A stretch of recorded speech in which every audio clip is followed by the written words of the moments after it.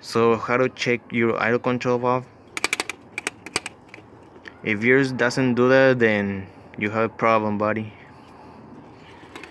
Mine gets stuck a little bit at the beginning, so mine works, but I'm still going to clean it.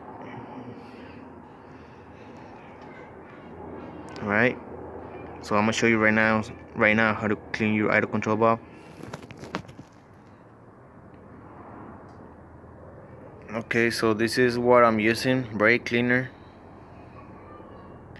So we're gonna spray this all or inside, not outside. Well, if you want outside, but just spray inside or your idle control valve. Now, be careful with this because this is your where it goes your sensor. So be careful. You could put tape or anything like that just to cover it and not wet it. So be careful with that. I'm gonna use this and start spraying.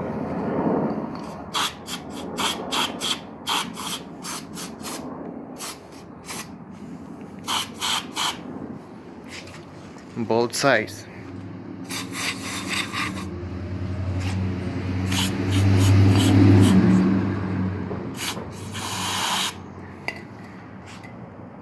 Alright, you can see a little bit of dirt, so this will definitely clean my throttle body right now. Okay.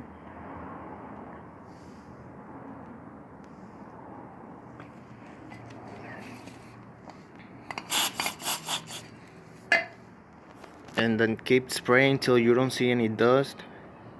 Right now I'm just gonna use my both hands and start cleaning it right because I'm struggling right now. So this is how you do it.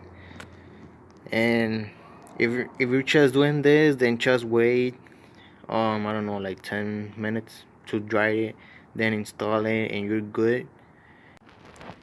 Okay, after cleaning your idle control valve, just listen to this, alright? It's much faster than it used to be, so this works. This is how you clean your idle control valve. It's much faster, and you don't have to do this, but